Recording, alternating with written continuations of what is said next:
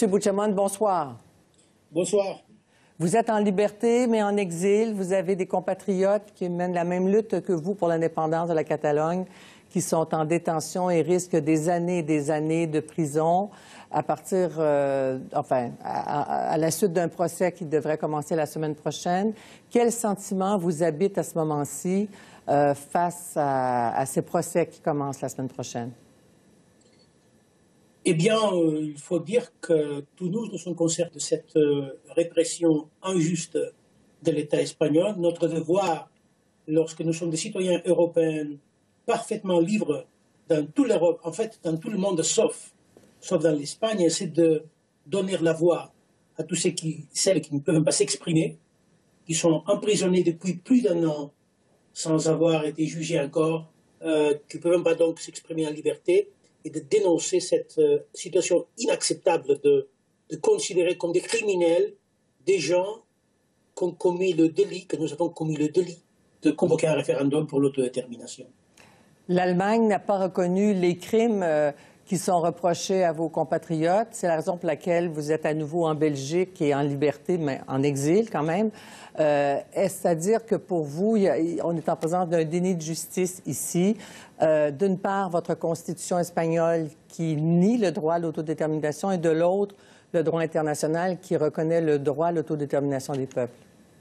Bon, il faut préciser que la constitution espagnole ne rejette pas le droit à l'autodétermination. En fait, elle la reconnaît parce qu'il y a l'article 96 qui dit clairement que tous les traités internationaux qui sont signés par le Royaume de l'Espagne font partie de l'ordre interne de l'État. Et donc, entre ces accords internationaux, il y a le pacte international pour les droits civils et politiques qui a été ratifié par l'Espagne l'année 1977, qui dit le premier point, comme tout le monde connaît, je suppose en Québec, tous les peuples ont droit à l'autodétermination. Donc le problème, ce n'est pas que l'Espagne ne reconnaît les droits, mais qu'elle ne le respecte pour la Catalogne. Et c'est quand même quelque chose d'étonnant quand le cadre de l'Union européenne, un référendum puisse être parfaitement légal dans le cas de l'Écosse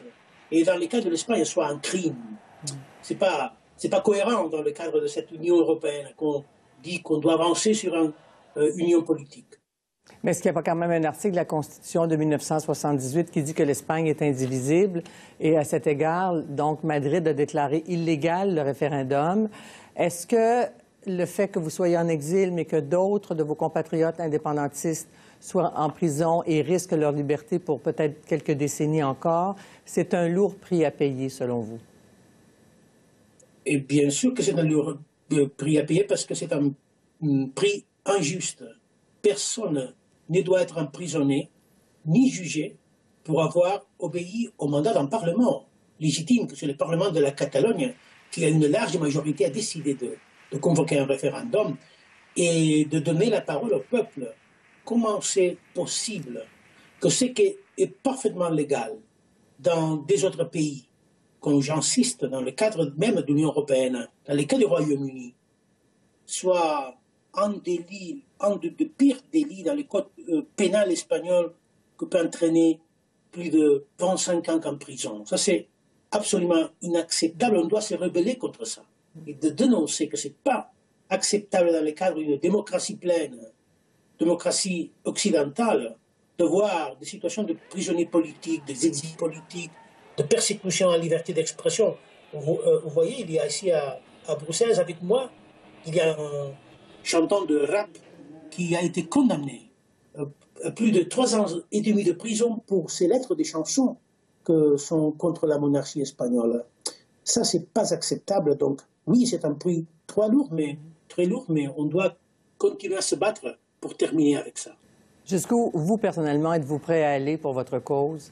Retourner en Espagne, risquer la prison à votre tour ou rester en exil en Belgique? Et vous battre. Et moi, je suis été emprisonné en Allemagne, mais la justice allemande, que c'est d'ailleurs une justice indépendante du pouvoir politique, a décidé clairement qu'il n'y a pas un délit de rébellion, que c'est de la liberté d'expression.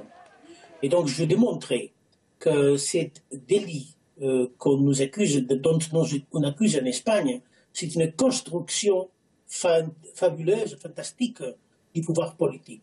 Et je dois continuer à me battre pour ça et de parcourir l'Europe, voir le monde, pour continuer à m'exprimer, à dire que d'abord les Catalans veulent exercer leur droit à décider leur avenir, comme le reste du peuple du monde, et deuxièmement que l'Espagne n'est pas exactement une démocratie exemplaire, parce qu'elle ne peut pas garantir les droits à tous leurs citoyens.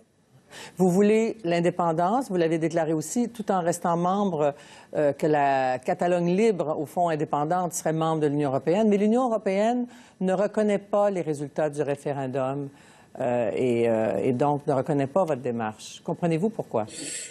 Bon, c'est dans la tradition de l'Union européenne de n'être pas le premier à reconnaître les indépendances. Parce que quand même, on a vu qu'est-ce qui s'est passé avec les Slovénies. Ils n'ont pas été, pas du tout, même si ils en étaient le plus concernés, ils n'ont pas été, pas du tout le premier à reconnaître l'indépendance de la Slovénie. Donc, d'abord, il y a la tradition européenne d'être, dans ces sens, toujours en retard par rapport au reste du monde. Mais deuxièmement, il y a un paradoxe, parce que l'Union européenne, finalement, elle accepte la réelle politique. Ouais. Et aujourd'hui, les Slovénies sont membres de plein droit de l'Union européenne. Et donc, oui, c'est évident qu'une Catalogne indépendante veut et doit doit continuer dans l'Union européenne. D'ailleurs, c'est parce que nous sommes des contribuants positifs au budget de l'Union européenne.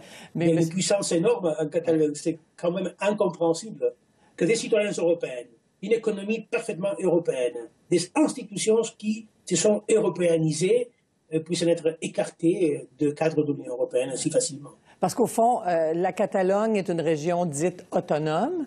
Des Catalans veulent l'indépendance et se joindre à l'Union européenne, comme l'Espagne est dans l'Union européenne. Faites-nous comprendre rapidement qu'est-ce que vous gagnez de plus à être indépendant. Eh bon, on peut avoir dans nos mains les outils et les ressources pour gérer les défis que nous devrons confronter. Vous savez, la Catalogne, c'est un pays avec une économie puissante, mais qui doit concourir avec des autres économies de l'Europe. Et elle ne reçoit pas du tout les investissements pour améliorer les infrastructures. On n'a pas réussi, après 40 ans de constitution espagnole, à voir respecter notre langue. On ne peut pas parler en catalan dans le Parlement espagnol, voire le Parlement européen. On ne peut pas, en fait, en pratique, garantir les droits linguistiques des Catalans. On ne peut pas recevoir tout l'investissement per capita, toutes les ressources per capita par rapport au reste de la région de l'Espagne. Et après 40 ans, de tout essayer, d'améliorer notre autonomie, d'arriver à un accord fiscal avec l'Espagne, tout a échoué, que le seul chemin pour continuer à être une nation respectée et avoir la souveraineté dont on a le droit, c'est de devenir un État indépendant. Monsieur Puigdemont, vous allez témoigner au procès de vos compatriotes. Il faut peut-être souligner pour nos téléspectateurs que parmi les indépendantistes, vous ne partagez pas nécessairement les mêmes idées, les mêmes stratégies. Parmi eux, il y a d'anciens adversaires. Il reste que ce sont des compatriotes emprisonnés. Vous allez témoigner. Qu'allez-vous dire au tribunal? D'abord, je veux témoigner. Tous les défenses ont présenté ma disposition à témoigner, mais pour l'instant, le tribunal a rejeté la possibilité que moi je puisse déclarer. C'est quand même étonnant. Ils veulent ou non savoir la vérité. Et donc, pourquoi ils rejettent que je puisse témoigner dans ces procès? Et deuxièmement, malgré que, vous l'avez bien dit, dans le mouvement pour l'indépendance de la Catalogne, il y a une grande diversité qui va depuis les libéraux jusqu'aux anticapitalistes, mais quand même, malgré toutes ces divergences évidentes, il y a une grande unité à faire face à l'autoritarisme d'un État. Et ça montre aussi que notre mouvement politique, c'est divers, pluriel, qui n'appartient pas à une idéologie ou à une classe sociale, mais au contraire, c'est un mélange des gens les grandes villes, les paysans, les gens qui sont de gauche et les gens qui sont de droite. Donc ça montre justement la puissance de ces mouvements parce qu'il est énormément pluriel. Il y a un nouveau gouvernement en Espagne après le départ de Rajoy. Avez-vous un certain espoir de retrouver le dialogue? Vous vouliez, au lendemain du référendum, avec un résultat majoritaire malgré des problèmes d'abstention, de suppression des votes, de fermeture des bureaux des votes, de répression policière et tout ça. Vous vouliez suspendre la déclaration unilatérale d'indépendance pour dialoguer avec le gouvernement espagnol. Ça n'est jamais venu. Est-ce que le dénouement de la situation passe encore aujourd'hui par le dialogue?